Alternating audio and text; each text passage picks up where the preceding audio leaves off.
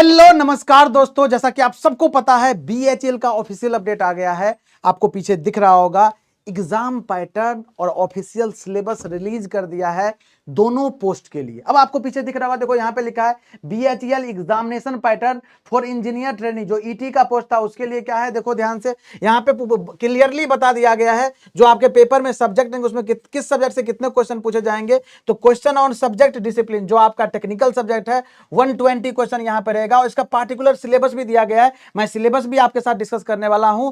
Separate जो BTech वाले बच्चे के लिए उसके लिए क्या है, जो डिप्लोमा वाले बच्चे हैं उसके लिए क्या है, सारी चीजें कंप्लीट डिस्कसन करने वाला हूं इस वीडियो के अंदर। टेस्ट ऑफ रीजनिंग कितना 50 नंबर का रहने वाला है। जनरल नॉलेज क्या 20 नंबर का रहने वाला है। जनरल इंग्लिश क्या 50 नंबर का रहने वाला है। टोटल अगर जोड़ोगे तो ये 240 नंबर है। और आप अगर देखोगे यहाँ पे तो लिखा है BHEL examination for induction as a engineer trainee has 240 objective type multiple choice question, मतलब एक क्वेश्चन एक नंबर का होगा, ये भी क्लियरली मेंशन कर दिया गया। और बाइलिंगुअल लेगा, हिंदी और इंग्लिश में पेपर रहेगा, ये भी मेंशन कर दिया गया है। और ये बोला भी गया है if there is any variation between English and Hindi version of a question, English version to be treated as authentic. जो इंग्लिश वाला है उसको ऑथेंटिक माना जाएगा।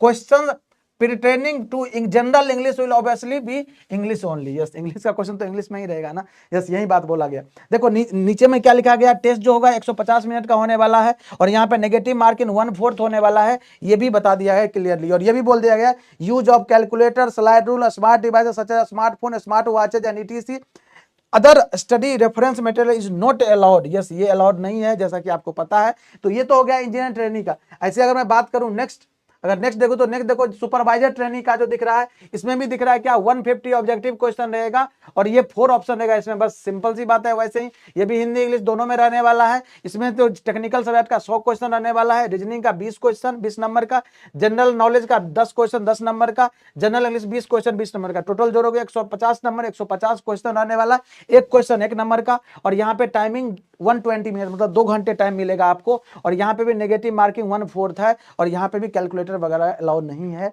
इस बात को ध्यान रखिएगा। ये तो एग्जामिनेशन पैटर्न हो गया जो ऑफिशियल आ गया। अब बात करते हैं थोड़ा सिलेबस का। इधर आइएगा, थोड़ा सिलेबस के पीछे देखिए सिलेबस में क्या क्या मेंशन करके दिया है भाई।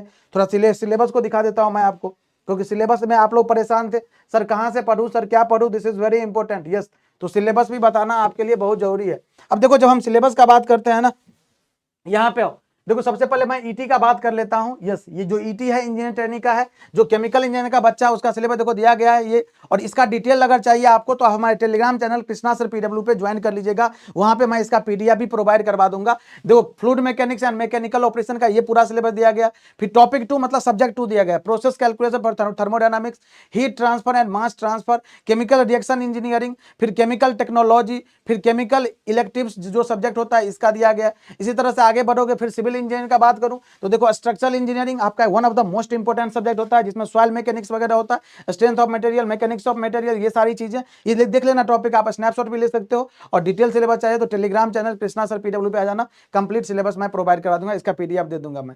फिर देखो टॉपिक 2 मतलब सब्जेक्ट 2 जो है जियो टेक्निकल इंजीनियरिंग, ये सारे टॉपिक मेंशन है उसमें। फिर वाटर रिसोर्सेज इंजीनियरिंग, फिर देखो नीचे में क्या लिखा है इन्वायरमेंटल इंजीनियरिंग, फिर क्या लिखा है ट्रांसपोर्टेशन इंजीनियरिंग, फिर क्या लिखा है जियोमैटिक्स इंजीनियरिंग, ये सारे टॉपिक कवर करना है।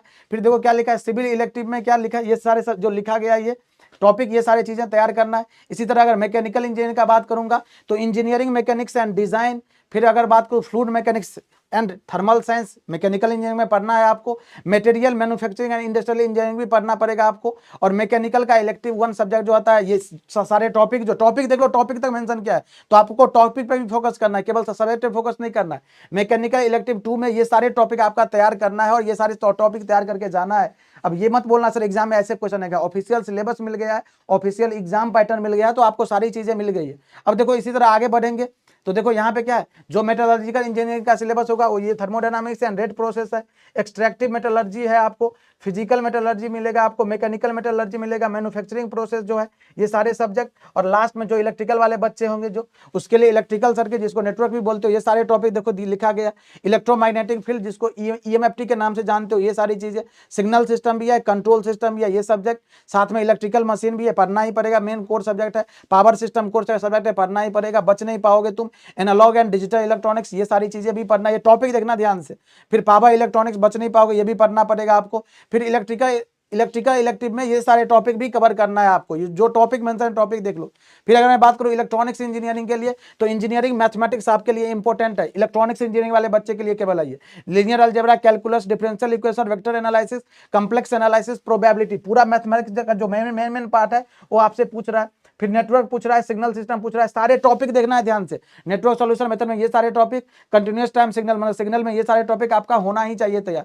फिर देखो इलेक्ट्रॉनिक डिवाइसेज, जिसको आप बेसिक इलेक्ट्रॉनिक्स के नाम से भी जानते हो, ये सारी चीजें आपको होना ही चाहिए। Energy band, intrinsic, extrinsic, semiconductor, ये पूरा डिटेल में दिया गया है। जो ईडीसी का सिलेबस होता है वो दिया गया है, उसको तैयार करना है आपको। यस, एनालॉग सर्किट पूरा दिया गया है, एनालॉग सर्किट पूरा ही पढ़ना पड़ेगा आपको, जो टॉपिक मेंशन है। यस, फिर डिजिटल सर्किट पूरा ही पढ़ना है। देखो नंबर सिस्टम से लेकर के लास्ट तक रैम रोम जो मेमोरीज में पढ़ते हो, इवन माइक्रो प्रोसेसर 8 बिट 8085 भी पढ़ना है। इसका architecture, programming, memory and input output interfacing, ये भी पढ़ना है आपको। कंट्रोल सिस्टम पूरा ही पढ़ना पड़ेगा, कम्युनिकेशन पूरा ही पढ़ना पड़ेगा। देखो ये पूरे पढ़ने हैं। फिर इलेक्ट्रोमैग्नेटिक पूरे ही पढ़ने हैं, इलेक्ट्रोस्टैटिक, मैक्सवेल इक्वेशन, सारी चीजें आपको, radar, light propagation in optical fibre, सारी चीजें, एंटीना वगैरह पार्ट, सारी चीज मेंशन है इसमें। यस, ये सारी चीजें हैं। ये तो हो गया आपका ईटी पोस्ट के लिए जो है, ये सारी चीजें सिलेबस मेंशन कर दिया। ये सारे सब्जेक्ट आपको पता होना चाहिए। और इसके लिए आप Krishna sir PW Telegram channel में बार बार बोल रहा हूं, कमेंट करने से पहले आप हमारे चैनल पे आ जाइएगा और मैं आपको वहां पे इसका पीडीएफ प्रोवाइड करवा दूंगा। अब यहाँ पे बात आती है सर, ये डिप्लोमा वाले के लिए जो था सर, बीएचएल एसटी का सुपरवाइजर ट्रेनिंग का जो पोस्ट था, उसके लिए देखो डिप्लोमा इन सिविल इंजीनियरिंग का सिलेबस दिया गया। कंस्ट्रक्शन मटेरियल, ये सारे टॉपिक देख लीजिएगा इसमें। बेसिक सर्वेइंग का ये सारे टॉपिक, ये जो थर्ड सब्जेक्ट है मैकेनिक्स ऑफ मटेरियल, ये सारे टॉपिक आना चाहिए आपको। बिल्डिंग कंस्ट्रक्शन जिसको बीएमसी बोलते हैं, इसका ये सारे टॉपिक आपको पढ़ना पड़ेगा। कंक्रीट टेक्नोलॉजी, इसी का सब्जेक्ट एक ही साथ पढ़ते हो आप लोग, बिल्डिंग बीएमसी और कंक्रीट टेक्नोलॉजी सीटी के नाम से जानते हो। यस, जियो टेक्निकल इंजीनियरिंग होता है। फिर हाइड्रोलिक्स, ये देखो ध्यान से ये सारे टॉपिक। फिर टॉम जो होता है टॉस होता है, थ्योरी ऑफ स्ट्रक्चर, ये पढ़ना है आपको। फिर ट्रांसपोर्टेशन इंजीनियरिंग पढ़ना है। फिर कंस्ट्रक्शन मैनेजमेंट पढ़ना है। ये सारे टॉपिक देख लेना ध्यान से। एस्टिमेशन एंड कॉस्टिंग, फिर ट्रैफिक इंजीनियरिंग, इसी तरह ग्रीन बिल्डिंग एंड एनर्जी ये कंजर्वेशन, ये पढ़ना है आपको। ये टोटल 13 सब्जेक्ट है कि जो कि सिविल के लिए पढ़ना है। फिर मैं बात करूंगा diploma in mechanical engineering, mechanical engineering का जो बेसिक सब्जेक्ट होता है उसको पढ़ना है। मटेरियल साइंस एंड इंजीनियरिंग भी पढ़ना पड़ेगा आपको। फ्लूइड मैकेनिक्स और हाइड्रोलिक मशीन भी पढ़ना पड़ेगा, एफएम और एचएम के नाम से जिसको जानते हो। मैन्युफैक्चरिंग इंजीनियरिंग भी पढ़ना पड़ेगा आपको। थर्मल इंजीनियरिंग भी पढ़ना है। इसके बाद मेजरमेंट एंड मेट्रोलॉजी पढ़ना पड़ेगा। स्ट्रेंथ ऑफ मटेरियल पढ़ना पड़ेगा आपको। और इसके बाद एडवांस मैन्युफैक्चरिंग प्रोसेस पढ़ना है। फिर क्या, theory of machine and mechanism पढ़ना पड़ेगा। डिजाइन ऑफ मशीन एलिमेंट, और ये टूल इंजीनियरिंग। और ये टॉपिक 12 में है कंप्यूटर इंटीग्रेटेड मैन्युफैक्चरिंग, जिसमें कैड कैम ये सब सारी चीजें पढ़ना है आपको। और इतना ही नहीं, देखो कितना डिटेल में दिया गया है। इंडस्ट्रियल रोबोटिक्स एंड ऑटोमेशन, जिसको मेकाट्रॉनिक्स से नाम से जानते होंगे बच्चे, मैकेनिकल वाले बच्चे अच्छे से जानते होंगे। Heat transfer, refrigeration and air conditioning भी पढ़ना है आपको। और पावर प्लांट इंजीनियरिंग, ये 15 सब्जेक्ट पढ़ना है। मैकेनिकल वालों भाई तैयार हो जाओ, ये सारे सब्जेक्ट है, ये 15 सब्जेक्ट। अब बारी है इलेक्ट्रिकल इंजीनियरिंग की। यस, देखो बेसिक इलेक्ट्रिकल इंजीनियरिंग पढ़ना ही पड़ेगा आपको। देखो ध्यान, टॉपिक देखना ध्यान से, सारी चीजें मेंशन है। पॉलीफेज सर्किट तक पढ़ के जाना है आपको। यस, फिर अगर मैं बात करूं इंजीनियरिंग मटेरियल में, ये सारी चीजें पढ़ना है आपको इंजीनियरिंग मटेरियल में। फिर इलेक्ट्रॉनिक्स में सारी चीजें पढ़ना है, सेमीकंडक्टर, डायोड, बीजेटी, सारी चीजों से लेकर आईसी तक पढ़ना है। ये सब सारी चीजें पढ़ना है। माइक्रो प्रोसेसर भी पढ़ना है, ओपैम्प भी पढ़ना है, सारी बातें। फिर देखो इलेक्ट्रिकल इंस्ट्रूमेंटेशन एंड मेजरमेंट में ये सारे टॉपिक मेजरमेंट में कवर करने हैं आपको। फिर बात करें इलेक्ट्रिकल मशीन के, ये सारे टॉपिक आपको पढ़ने ही पढ़ने हैं। फिर इलेक्ट्रिकल डिजाइन के ये सारे टॉपिक आपको पढ़ने ही पढ़ने हैं। फिर पावर प्लांट इंजीनियरिंग भी पढ़ना पड़ेगा। टॉपिक देख लो ध्यान से। यस, फिर क्या, ट्रांसमिशन एंड डिस्ट्रीब्यूशन, ये सब चीजें पावर सिस्टम में आप पढ़ते हो, पावर सिस्टम का ही टॉपिक इसमें मेंशन है, आपको दिख रहा होगा। यस, फिर क्या है, पावर इलेक्ट्रॉनिक्स भी कवर करना पड़ेगा आपको। ये सारे चीजें जितने भी डिवाइस है, देखो थायरिस्टर वगैरह, thyristor application, thyristor control of electrical machine, PLC भी पढ़ना है। देखो पीएलसी भी लिखा है और सर्वो मैकेनिज्म भी लिखा है, ये सारी चीजें। फिर इलेक्ट्रिक ट्रैक्शन भी पढ़ना है। माइक्रो प्रोसेसर डेवलपमेंट सिस्टम भी पढ़ना है, 8085 माइक्रो प्रोसेसर, इसका इनपुट आउटपुट ऑपरेटिंग ये भी पढ़ना है। इनपुट आउटपुट डिवाइसेस भी पढ़ना है। 8085 का पढ़ना है। देखो 8085 पूरा ही पढ़ना है आपको, ये मेंशन किया गया है यहाँ पे। ये टोटल 11 सब्जेक्ट आपको भी पढ़ने पड़ेंगे। बात आती है इलेक्ट्रॉनिक्स इंजीनियरिंग का कितना पढ़ना है सर, तो देखो इलेक्ट्रॉनिक्स इंजीनियरिंग में बेसिक इलेक्ट्रिकल इंजीनियरिंग पढ़ना पड़ेगा आपको। इलेक्ट्रॉनिक्स का जो ये वाला पार्ट है आपको डेफिनेटली कवर करना पड़ेगा। इलेक्ट्रॉनिक्स डिवाइसेज एंड सर्किट में ये वाला जो पार्ट है आपको कवर करना पड़ेगा। ये जो बेसिकली पार्ट है एनालॉग इलेक्ट्रॉनिक्स वाला पार्ट है, यहाँ तो आप बेसिक इलेक्ट्रॉनिक्स कवर करोगे, यहाँ पे एनालॉग इलेक्ट्रॉनिक्स कवर करना पड़ेगा। साथ में डिजिटल इलेक्ट्रॉनिक्स में ये सारे कॉन्सेप्ट भी पढ़ना है। देखो A to D कन्वर्टर तक पढ़ना है। Features and application of different memories भी कवर करना है आपको। छोड़ के कुछ भी नहीं जाना है, क्योंकि दो मेंशन किया है तो क्वेश्चन पूछने के डेफिनेटली चांसेस है। पावर इलेक्ट्रॉनिक्स भी पढ़ना पड़ेगा, अगर आप इलेक्ट्रॉनिक्स बैकग्राउंड से, ये सारी चीजें भी कवर करना पड़ेगा आपको। This is power electronics. Network filter and transmission, ये भी पढ़ना है, ट्रांसमिशन लाइन पढ़ना है ये।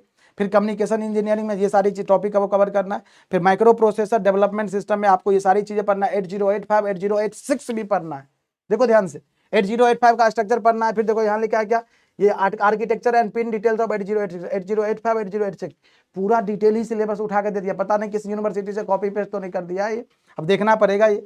वायरलेस एंड मोबाइल कम्युनिकेशन भी दिया गया है। और 10वां नंबर कंट्रोल सिस्टम भी पूछेगा आपको। तो ये 10 सब्जेक्ट है आपको, और ये सारी चीजें आप सेमेस्टर में पढ़ते हैं। अगर कोई बच्चा डिप्लोमा वाला है और जिस भी ब्रांच से बिलोंग करते, चाहे इलेक्ट्रिकल से चाहे इलेक्ट्रॉनिक से, तो आप ये सारे सब्जेक्ट डेफिनेटली अपने डिप्लोमा में पढ़ते हो। तो ये सारी चीजें आप लोग देख लीजिएगा। और अगर आपको इसका पीडीएफ चाहिए तो मैंने आपको ऑलरेडी बता दिया है, इसका पीडीएफ एक ही जगह मिलेगा। और वो जगह कौन सा है आपको भली भांति पता है। वो जगह है कहाँ पे, वो जगह है Krishna sir PW Telegram channel. Yes, कहाँ पे, Krishna sir PW Telegram channel. अगर आप जानते होंगे या ज्वाइन होंगे, यहाँ पे आ जाइएगा। यहाँ पे मैं पूरा सिलेबस का डिटेल आपको प्रोवाइड करवा दूंगा, Krishna sir PW Telegram channel पे, यहाँ पे।